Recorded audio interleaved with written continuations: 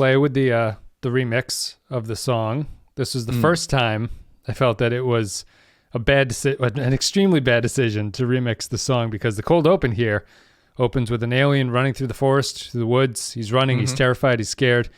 I assume it's he. Then some astronauts appear with flamethrowers and burn him to death alive. Burn him alive to death, I suppose. They burn him alive with their flamethrowers. And then it's been a long time getting from there to here. It's pretty jarring, I suppose, would be the way to describe it. Bad, again, just a bad remix of a bad song that is fundamentally at odds with what the show is trying to do in a lot of episodes. You got to go, I guess you have to go I guess that's where the orchestral stuff works. Like the orchestral works for both comedy and drama, really. It's like unemotional, I suppose, but this is the opposite of that. Yeah, I feel like the music department didn't get the memo or something, or like they were told that the tone of the show was going to shift, and they just like took a shot in the dark as to which way it was going to go. I mean, it get happy. It can't get darker, right? No, it's an extremely dark series about space exploration. Yeah, it's really jarring. I mean, it goes from the guy's like screaming as he dies, and then it just cuts right into that. I don't think the original song would have worked either, but it would have worked maybe a little bit better than that. But anyway, let's get into Extinction. It's an Extinction level event. We're going to take a break, play a clip from the episode. We'll come back and break it down. That's a Vulcan biosign. I'm certain of it. But these aren't human. Definitely not. Then where's the rest of our team? The only reason I don't have a search party down there right now is because you needed more time to analyze the data. Now, unless you can give me a damn good reason to wait around.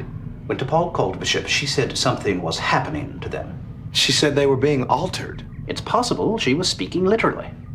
Extinction is the third episode of the third season, aired on September 24th, 2003. It is 4 out of 28 in the Xindi Crisis arc, written by Andre Beaumanis, directed by LeVar Burton, old Geordie LaForge, in-universe date, specifically not known, it's 2153, somewhere thereabouts. In this episode, Archer, Reed, and Sato, Hoshi, just call it Hoshi. Archer, Reed, and Hoshi are threatened by a virus that mutates them into primal life forms. It's a long tradition. That's what I've been talking about. Like, the show, everybody has too many names that they're referenced by. Because it's Tucker, or it's Trip, or Charles, right? Charles, yeah, Charles, Reed, or Malcolm, Archer, or John, and like no one ever in a write up says Will and Geordie. What's Geordie's first name? I guess Geordie is his first name. Geordie LaForge, Will's the only one that really gets through. But like no one ever references Will and Beverly. No. Or anything. It's always Riker and Crusher. No, they're only known, all those characters are only, or Jim for Kirk feels a little bit strange, things like that. Leonard for McCoy doesn't seem appropriate. Mr. for Spock. These guys have, a lot of them do have that weird double name thing. And someone coined the phrase that never trust somebody who has a double name, which is either of their names could be their first name, which I think is fair. Maybe it says something about this series. Extinction goes in a long line of episodes where the crew turn into aliens on an alien planet. There's been a lot of episodes that have done this. Identity Crisis is one. Voyager's Threshold is a very famous episode that does this. Extinction says, we can do it too. And they do. You know why? Because it's great every time. Always works. Always works. When you want a solid 3, a max solid 3, you go, let's do the alien. Let's turn into aliens and just let's take it easy this week. 3. Yeah. They do take it easy here. Let's do 40 minutes of freshman drama workshopping. Who's the best alien? Hoshi's making the most decisions. Yeah. I don't know if I would say they're the best decisions, but she's definitely making some choices. I feel like Reed's performances was cut or something. There's very little of him. Yeah. He has one sequence where he doesn't really do very well, but he's not really involved in a lot of it. And even the when they have him trapped in the decontamination chamber, I feel like Trip should go talk to him or something. Like there's a scene where he talks to him, but that doesn't happen. It's just Trip comes in as if he's coming from the other scene. He's like, I couldn't get through to him. I don't know what's wrong with him. He's insane at this point. Extinction. What'd you think? I thought the last scene was good. I don't know. I didn't really care for the rest of it. Yeah. Was that? I don't know. I think the body. I just don't like the body transformation episodes. I just think they are, especially when you do one like they did in this, where they zoom inside the body so you can see the X-ray of how their body is completely physically being changed into something else. It's just, I don't know why it takes me out of the show where it's like, oh, they've all been physically changed, and then after 25 seconds at the end, they're back to normal. It reminds me of the did you play any of the new Mortal Kombat games where the fatalities show you the insides of what's happening as they're getting punched through the heart or something? It was reminiscent of that. Archer grows 3 hearts is what I saw when it happens. That's about it. And his bones start expanding and shit. And I don't know. I liked the idea of what was going on with the idea of your species facing extinction. So you create this virus to artificially elongate it or preserve it. That's a cool idea, and I think it works for the final scene for Archer's speech, which is good. But the way they get there, I don't know. I could have done without it. I don't think they earned that final scene whatsoever. It was a little bit surprising to me that I got to it and I was like, in hindsight, what Archer's talking about makes a lot of sense. Maybe that should have been focused on through the rest of the episode, that this is like, whether there's some debate about whether or not like a species is supposed to be allowed the right to exist, like this is a fairly hostile way that they're going about things, which makes Archer's decision at the end a little bit curious too. It's not like they, this alien is sort of forcing themselves on you and turning you into them. It's not like it's a friendly, like, please don't destroy us. We're trying to maintain ourselves. So it's a little bit confused there, but it also, I understand that's the entire point, in that it's supposed to feed into Archer thinking about Earth and tying into the greater Xindi arc, where he's like, I don't want humans to go extinct, so I can understand this species not wanting to go extinct. It's really too little too late, and I think that the main problem with this episode is that it's after 2 pretty solid episodes and a new season, this one felt like an old Enterprise episode, which is, it's basically half-baked, and they rely to complete the baking with pointless action scenes. It's like they don't want to fill it with anyone talking about what this means or what's going on or what the clues are or solving anything. Yeah. It's that kind of an Enterprise thing. It's just like, here's the idea. Who cares what it's about until the very end? Then we'll throw something in there. But for the rest of it, just have them run through the woods, shoot each other, chase each other. That's good. All right, done.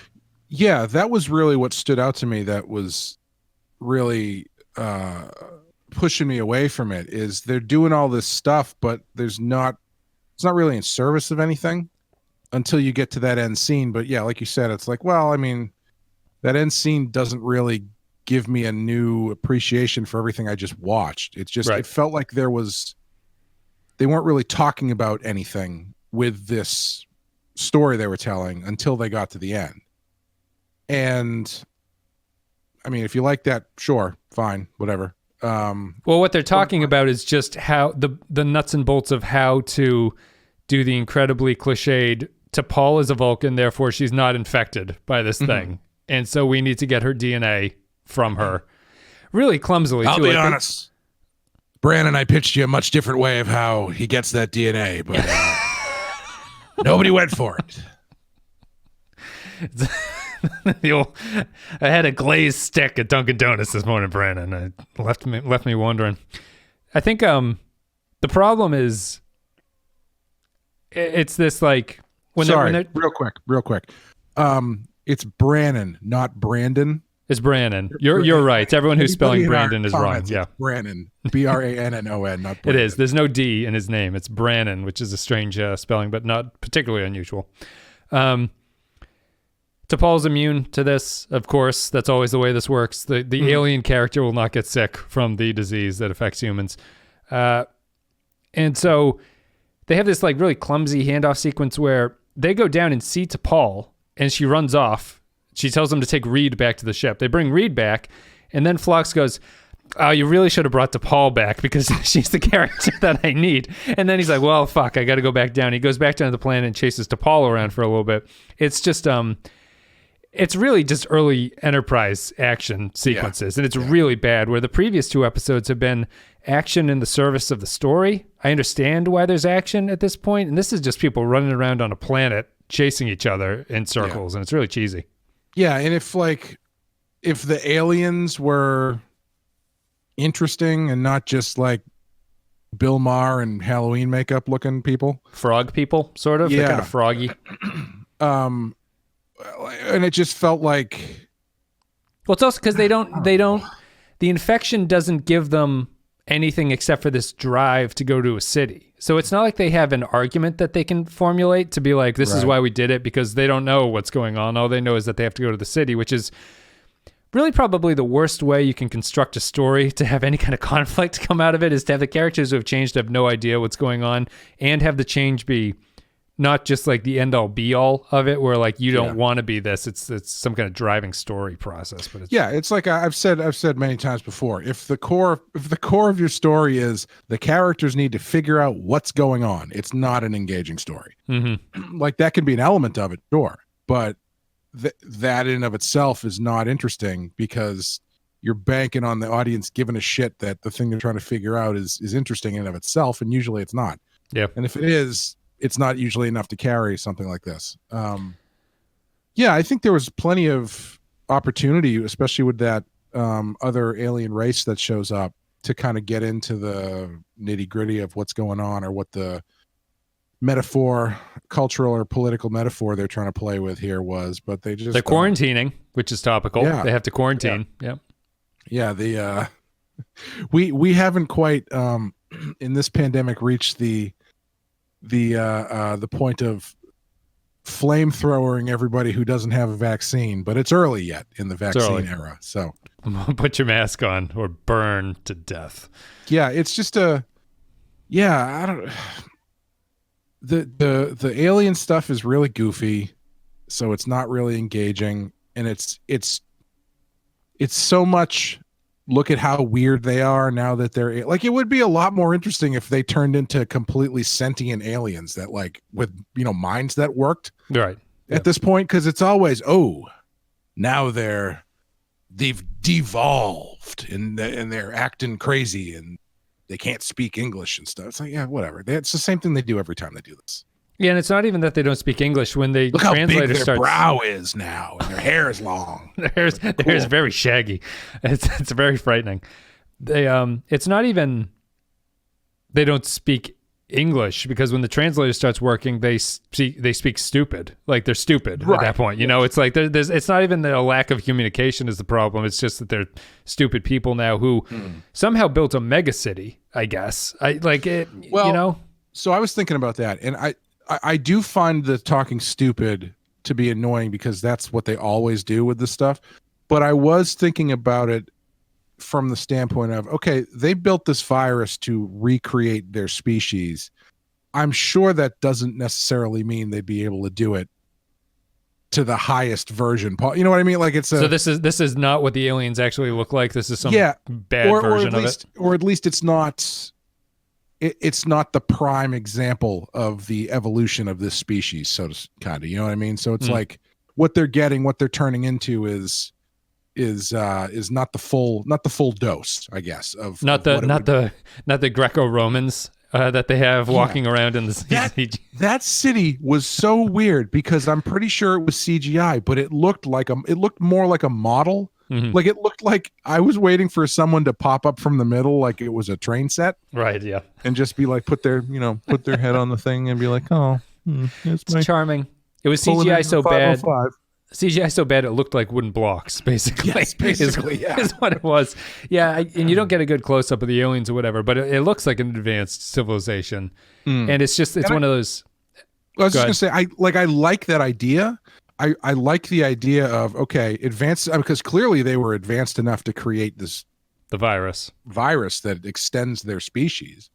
So I like the idea of a very advanced people who create this thing that does the job, but it doesn't do the whole job. Like it's not turning people from Captain Archer into Jor-El from Krypton, even though it would be different. So maybe, I don't know, who knows, but Like I kind of get the track that I think they were on, but again, I don't need to see them jumping around eating maggots out of fucking coconuts. Yeah, I don't know. It's just, I guess did they get LeVar Burton because he has experience with this kind of episode? Yeah, he's done this episode. He's like, you know what? I know exactly what was missing the first time, so let me make a worse version. I think Identity Crisis is at least creepy, but this doesn't even have that going for it. I guarantee you somewhere there's like a behind the scenes thing where they were like, where Bakula's like, what was really cool is we had 2 days to really just work with a movement coach about how these things would work, and it all looks like, regional experimental theater. Yeah. I mean, Paula Abdul came in and just really showed us how to move, and how to throw those weird angles with our bodies to make us look more alien. I thought Archer was pretty good as the alien. I think none of them wasn't bad. Yeah. None of them have to excel or anything like that. I did like the idea of it's a virus that isn't correct for them. It's a little bit of a metaphor of like the atomic bomb or something, like a civilization builds the ultimate device that undoes them in the long run. I guess these guys died anyway, dependent on something else. But it's another kind of lazy Star Trek trope, which is not really exciting to watch at this point, and particularly in Enterprise, where the other aliens show up and they're like, this plague has been here for 200 300 years, like you can't cure it. And Phlox walks in and goes like, I cured it, and they go, oh yeah, oh shit. 35 seconds, he's got it all nailed down. It's like, and I feel like those are the cracks, like the virus not being designed to do what it eventually does, these aliens not looking for a cure when it's clearly out there. I feel like those are the cracks in the story that the show should try to break, because that's like the interesting bits of it. But they leave them alone and they just hang up the generic story on those hooks. And it's like,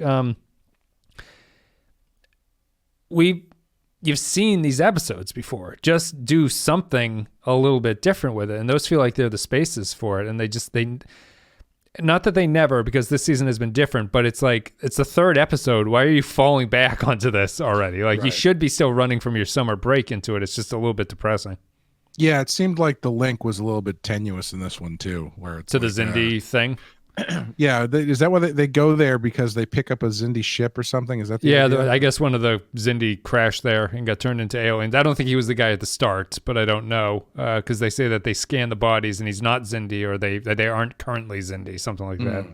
Yeah, and then later on, I forget who it is. I think it's Trip talking about why this is happening, and Phlox is like, "Well, I don't know. The Expanse is pretty weird." Yeah, it's like, that's the best you got. This could have happened in episode 3 of season 1 or 2. You got to do better than this, guys. And I'm going to spoil a Patreon comment now, just because I didn't realize it, but it is completely 100% true. It's Latte Librarian says, it seems like the cure to a mutagenic virus that has attacked and terrified a whole society to the point that they burn each other alive would be a great item to trade for, say, the location of the Xindi. That's a really, really good point. Yeah. Which is true. He does not barter with that alien species whatsoever after curing them of, if not something that's been plaguing them, something that they've had to spend their resources preventing from getting off of this planet or something. Mm-hmm. So he doesn't want to trade. I'm not even totally sure. And she gave it a 2 out of 5, basically. So I just finished off her comment there. Go ahead, sorry. I'm not even totally sure why anybody cares. Like, what's the deal? What's the deal with this alien group and this planet? Do they live there? No, I don't think so. I think they're just there to protect it. I would be like, nuke it from orbit and leave it alone. Yeah. Or secondly, who gives a shit if they turn into these creatures? Oops. Not your problem. Yeah. Well, like what damage is that guy? The guy in the contamination suit that gets the hole in it that starts turning into, what damage is he going to do to your crew if you just fucking leave him there? Right. Nobody else seems to be there, because if you stay there, you turn into one of these guys. No, so who cares? Yeah, I agree, and it's just inspiring me now. This is the kind of thing where in a better Star Trek show, they always run into a beacon that gives them a warning before the bad thing happens. Like they go to a planet and there's a beacon that's like, don't come to this planet. And then they beam down and they turn into frog people. I mean, at the very least, that there's maybe an interesting answer there, like a political or cultural answer there, you know, instead of just, or I should say, like, it's the reason for them being so extermination minded, extermination happy, exterminatory towards this group could be an interesting plot beat, as you know, but they don't go into it at all, and it doesn't become part of the larger story. And like you could, because I mean, could you not draw a parallel with the mission that Enterprise is currently on with, and the mindset of Archer with what these people are doing to this this race that's decided to turn itself into a spore virus? Yeah, like that, isn't that the far end of this Ahab like quest, you know, to destroy everybody? Yes. Which is kind of what he gets into a little bit in that speech at the end, but again, I don't think it's paid enough service to really elevate the episode much higher. Yeah, it's just that those guys, the aliens who guard the planet, just come in to deliver the exposition as to what is going on that planet. Right. Like there's no internal conflict with them. It's not like it's a thing where they accidentally unleash this on a planet that was not suspecting and they killed everybody on that, and they feel kind of guilty, and that's why they have to protect, like some kind of motivation for them to be on guard of this thing and be like, you can't go down there because this is bad stuff and we're responsible, and that's why we go out of our way to protect it. It's just they show up and they say, you can't leave, you gotta quarantine at the airport for 2 weeks, and then that's it. Pretty much they cure it. Phlox cures it in 30 seconds because he put his mind to it and he got it done. Because they had a Vulcan, I guess. What's that? They had a Vulcan. I guess that's these aliens have been missing a Vulcan, and the Vulcans are necessary. It reminded me a little bit of. Did you see Alien Covenant? No, I don't. That's not the first one, right? No, no, it's the sequel to Prometheus. Mm-mm. Well, the thing they did in both of those movies is they because they were prequels to Alien, they had to come up with all these different ways for people to get infected with aliens without doing the facehugger thing, because that didn't exist yet. Right. And in Alien Covenant, they do a thing very similar to this, where there's spores that are inhaled from the plant life on the planet that cause the gestation of the. It's actually probably the best scene in the movie, because instead of coming out through the chest, it actually comes out through the guy's back, and he cracks in half. It's really cool. Didn't love the movie overall, but love that sequence. I love the plant spore. Yeah, it's just is what it is. Real great advertisement for why you wear your suits when you go down to a planet, even if it's an M-class planet. Yeah, exactly. They're still learning. This is all not protocol yet. There's no SOP that they have to follow at this point. Yeah, just wear your suits. It's fine. Anything else about this one? We talked about the alien civilization, talked about the bad acting, talked about T'Pol, talked about Phlox curing it. We didn't talk all about T'Pol. No, is there something? Is Brannon? Is there something else we're missing? No, it's just they open with another pressure they point do sequence. Yeah, developing a relationship, right? That's what's happening here. I guess. Yeah, it's still this one I liked more than the first one, because this one felt a lot more appropriately clinical. Yes, even though T'Pol is still dressed in like underwear pajamas, basically. Yep. It was a little bit more clinical on her end, a little bit more professional, less of a joke, I guess, as the first one. It's still it was, except for the fact that she's dressed that way. It does seem like there is no. Interestingly, as they're trying to build a relationship, it seems there is no sexual tension between them in this one, unlike the other one, which was sort of awkwardly built around the fact that this is like having sex. And it's there, I suppose. They're going to keep doing this. I don't know. I am also finding it really interesting how T'Pol has gone from wearing almost exclusively one outfit for 2 seasons. Into every scene she's in, she's got a different tracksuit on now. Every color of the rainbow, white. She goes to the jungle planet in bright white, which is an interesting decision. Well, she gets called to the bridge, and she shows up at the bridge in like a powder blue one. Yep. With Charger, San Diego, classic San Diego Chargers outfit. With the zipper down like mid-chest. Mm-hmm. And then they're like, we need to go down to this planet and find out what's going on. She apparently changed her clothes before they left. So she puts on the white one. You know, she keeps that one zipped up all the way because they're going to an alien planet. Who knows what you find out. You don't want to show up the bride either. You got to zip it up when you're white, your white outfit. Yeah. You wear the white tracksuit, but you just keep it zipped up. Bride. I don't think there's anything else to this one. It's a pretty simple episode. Yeah. Do I want to talk about the ending for just a minute before we go to final thoughts? I feel that I just feel that the Archer ending is kind of an Enterprise trope. It also reminds me a little bit of TNG's early seasons when they would end episodes that way. They would kind of try to make the point. I don't really understand it. It just seems like it's bad writing where you have to hit the point right on the head at the end because you're like, oh, fuck, I didn't do anything with it the whole way through this 45-minute episode. And do you like the ending idea here with Archer trying to protect even this virus as some sort of like remnant of a species that is long gone? Should he have mentioned Earth's potential future at this point? Is this something in a non-streaming era binge show that you should probably remind the audience why Archer feels this way? Is that relevant at this point? Is that a bad choice to not mention Earth or something like that? I mean, I guess you only need to mention Earth if you don't know why they're out there, which I guess is a coin flip at this point. Yeah. In television history, but I actually do like the idea because it is.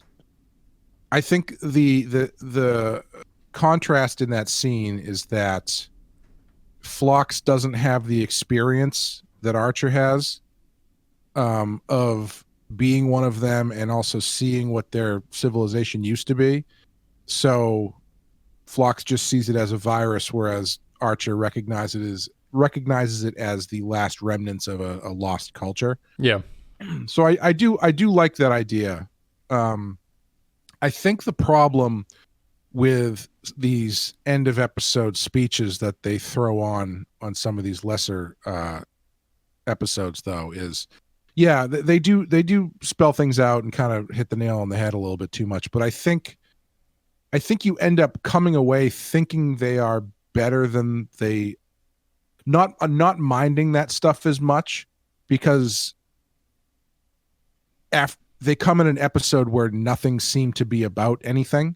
So right. To have them kind of make a statement, you go, oh, that's actually really interesting. Mm-hmm. As opposed to, if it was a good episode, you wouldn't need to do that. You could do something a little bit more abstract or something and have the story make the point for you. Right. So it's a little bit of a cheat to stick that at the end when people are going to remember it. You'll remember the ending and things like that. I mean, we've had episodes that are like, we've made the claim before that some episodes are saved in the last 5 minutes. And I think that there's a difference there, which is that the episodes that are saved in the last 5 minutes are ones that it's going okay all the way through, but then the last scene is something that ups the ante a little bit for it. And it's like, okay, that was I understand that 95% of that was all set up to get to that moment and you kind of earned it there. I wish it could have been spread out a little bit more, but that's the way that the script worked. Here, it just felt like the episode itself would not fundamentally change if you took that scene out. Right. It's just a tag that they stuck onto it to sort of hit the point home. Yeah. Yeah, I think there's a difference between saving the episode and excusing the episode. Sure. And I think this one is more of an excuse for the episode.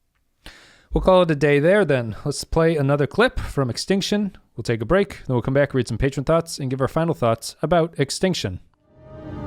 We came out here to stop the Xindi from destroying humanity. I'll be damned if I'm going to have a hand in destroying another race in the process. Put it on ice, Doc.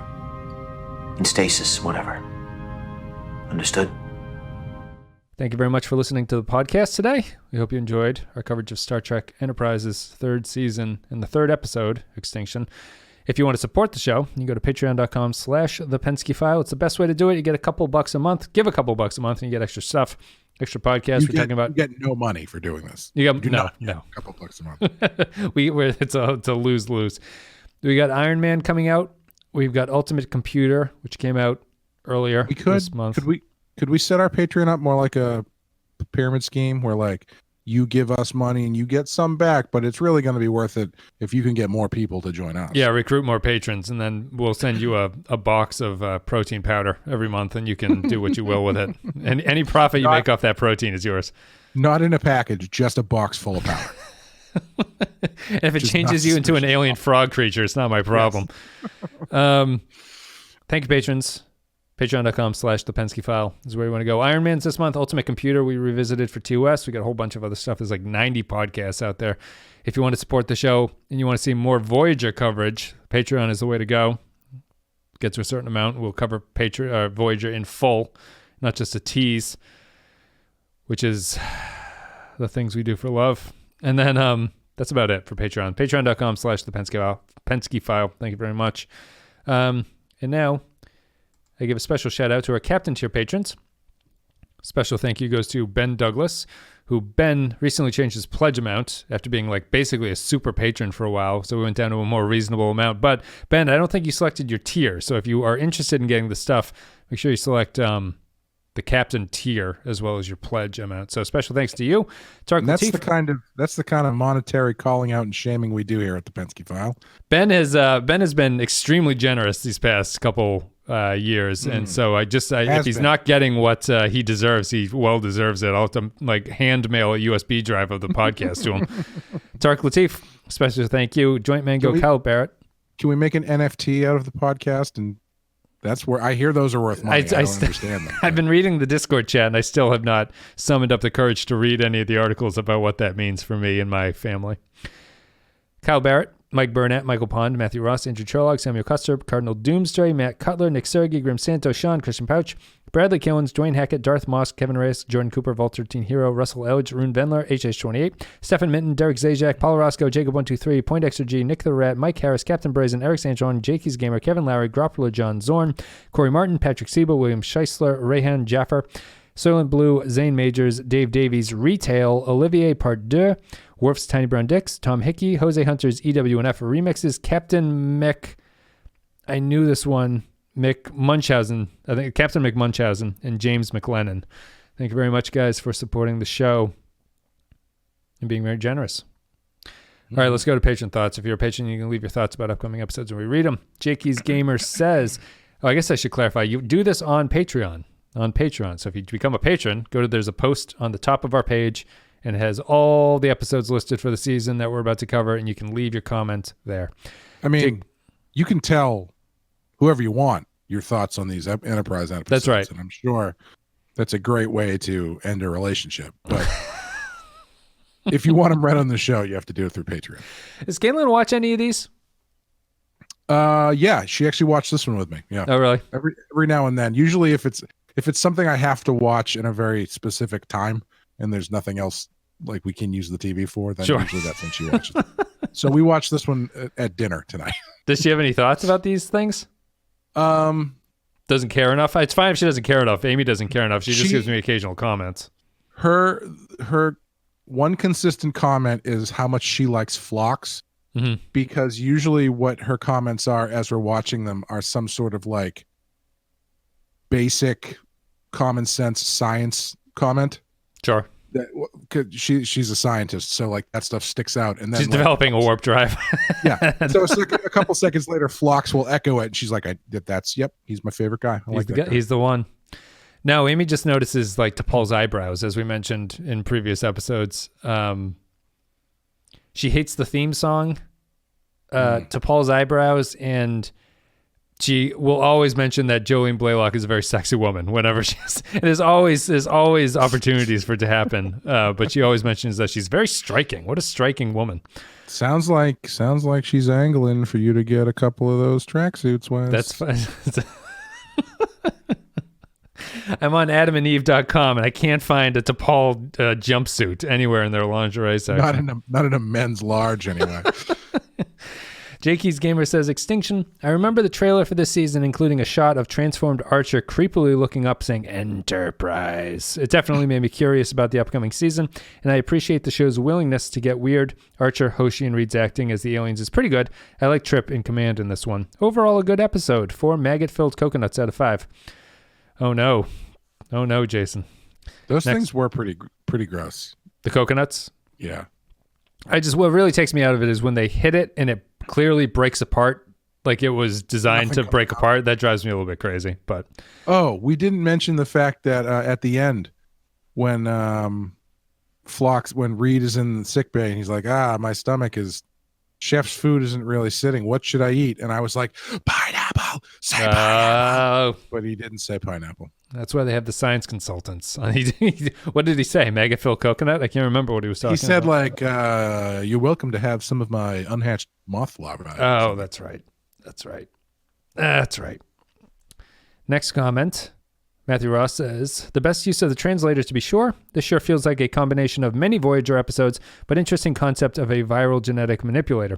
A clear reason to wear an EV suit. One thing I can't keep on seeing, though, is the paper towel roll behind Phlox. Clearly a superior technology will never exist. They should have been in Bounty. Interesting idea and concept. Still a rather generic 3 Lost Cities out of 5. What's the cardboard paper towel roll? I'm not sure. I don't know. Apparently he just had a roll of paper towel in his office, I guess. If that's the case, I mean, I'm right there with you. How do you improve on perfection? Is there a need let's slow down, Aristotle. Is there a need to make a better paper towel if the perfect paper towel already exists? No. What paper towel do you use? I think it's Bounty. Whatever I can buy in the biggest package at Market Basket. I think it's Bounty. I'm not sure. Yeah, we have Bounty. I will say, not the worse than a shitty paper towel, though. I was just gonna say, yeah, generic grocery store paper towel is usually just smears the water all over the counter. If you want to spread some water, just use a generic paper towel and just spread that water everywhere. It's like trying to wipe water up with water. It's not. I have to herd the water into the sink with the paper. Just swipe it into the sink to get rid of it. Yeah. Let's see. Fascinating episode of Star Trek is usually what brings on our paper towel discussion.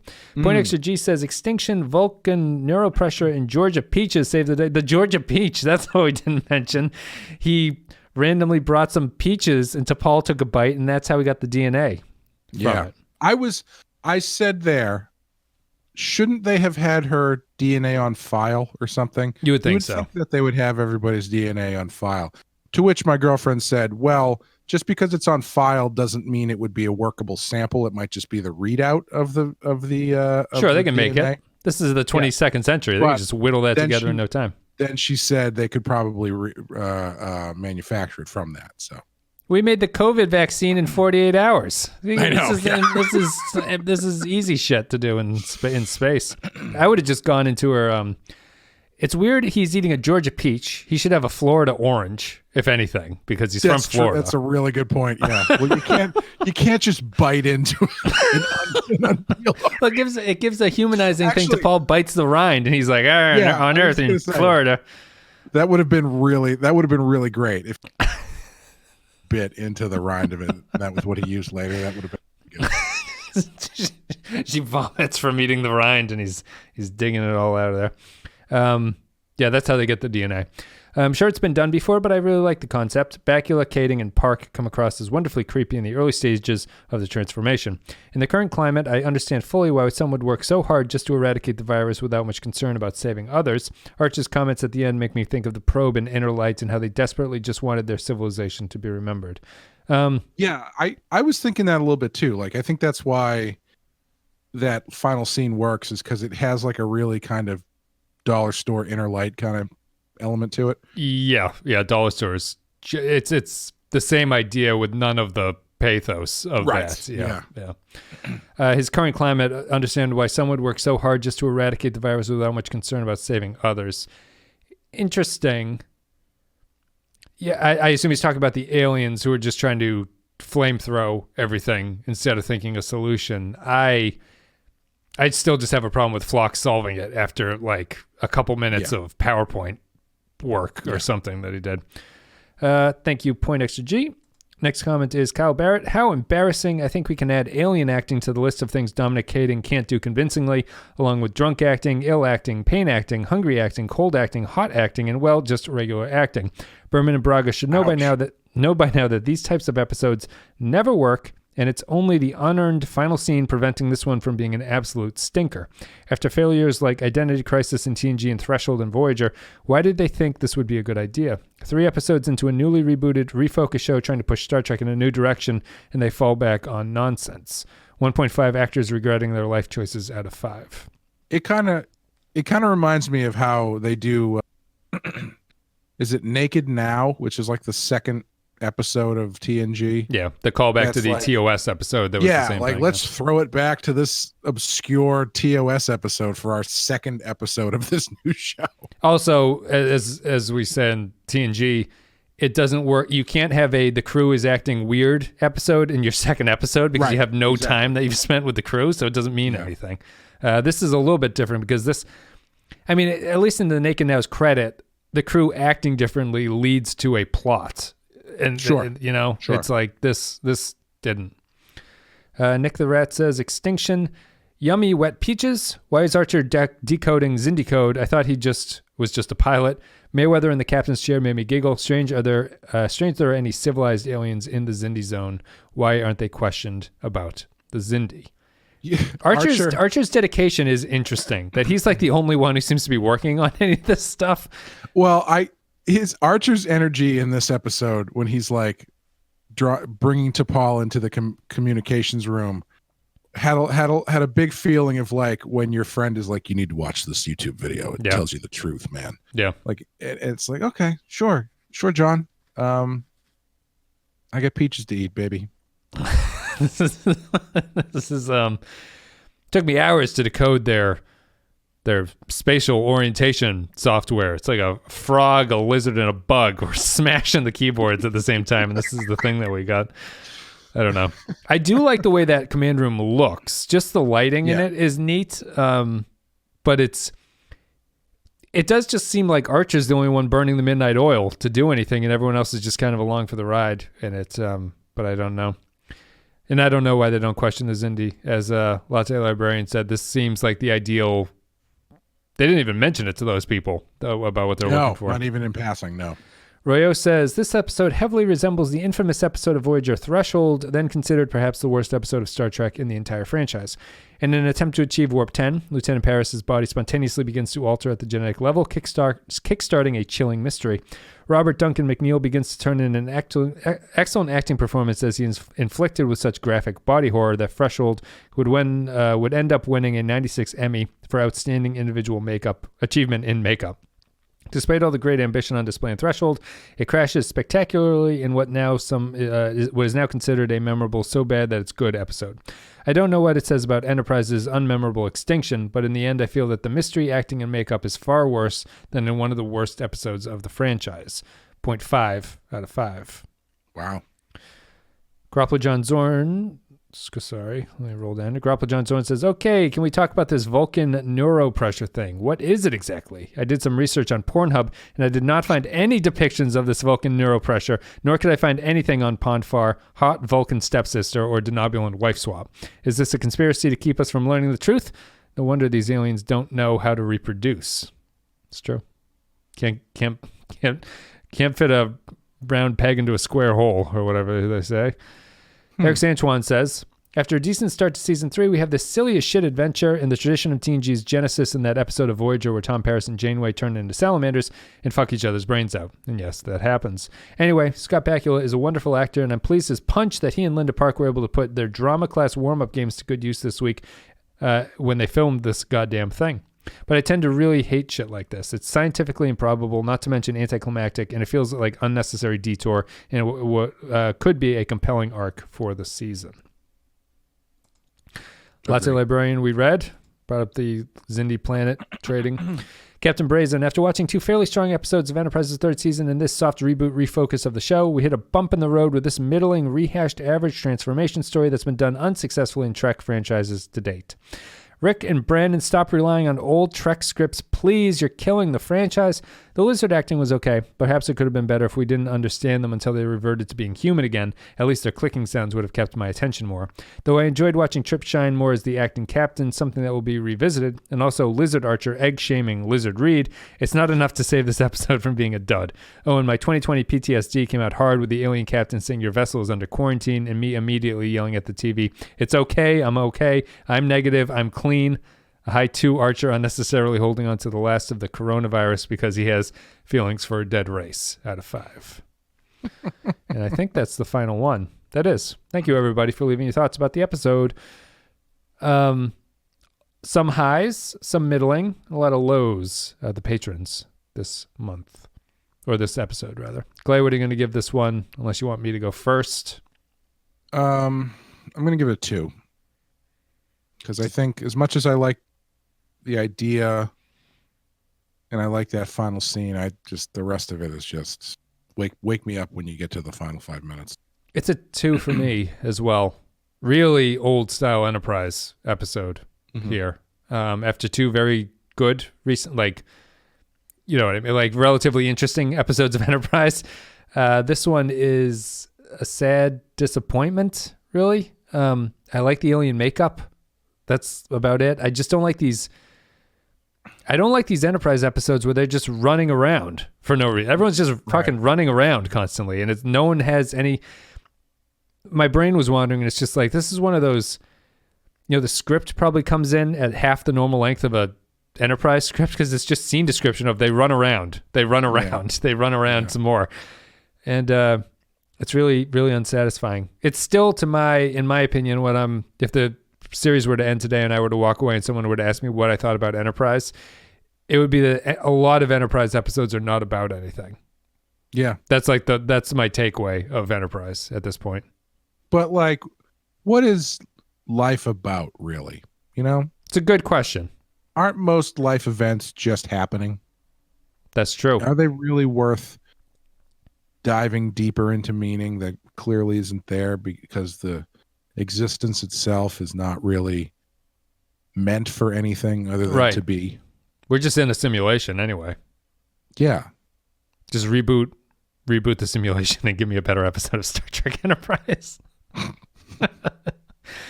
I'm going to give it a 2. Clay gives it a 2. That's it for Extinction. We're done with that one. We're on to the next one, which is, I think it's called Ragin. Not like it's your college years again, but I think it's like a Ragiin, something like that. Ragin. Oh, not like Ragin' Cajun. No, not like that. Gambit, the Ragin' Cajun. You're reminding me of. Do you guys have any Raising Cane's out by you? The chicken fast food place. Oh, I thought you meant copies of the movie. No, I've never heard of that. No, it's on. There's one on Com Ave by BU that I haven't been able to go to in a long time. It was delicious. Great chicken. And I'm not.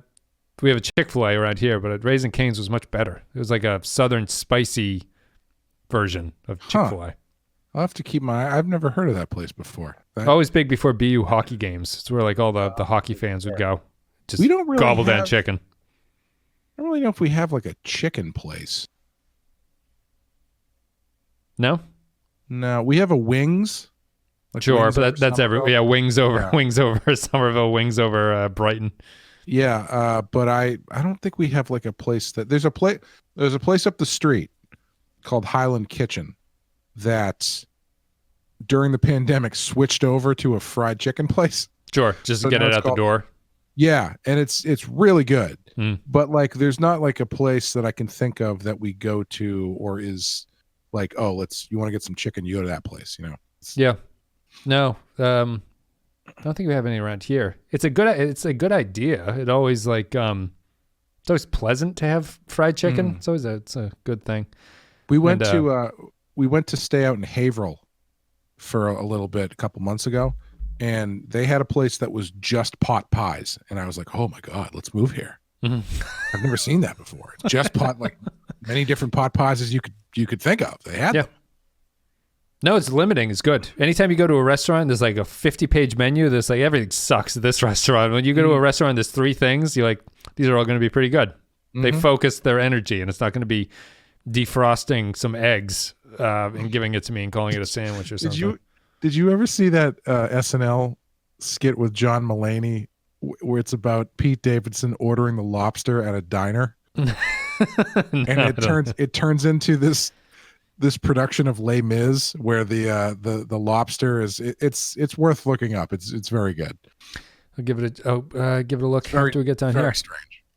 I guess we're done. Thanks, patrons. Thank you very much. Patreon.com/The Penske File if you want to support the show there. It's much appreciated. Patreon.com/The Penske File. Clay, do you have anything you want to say before we go?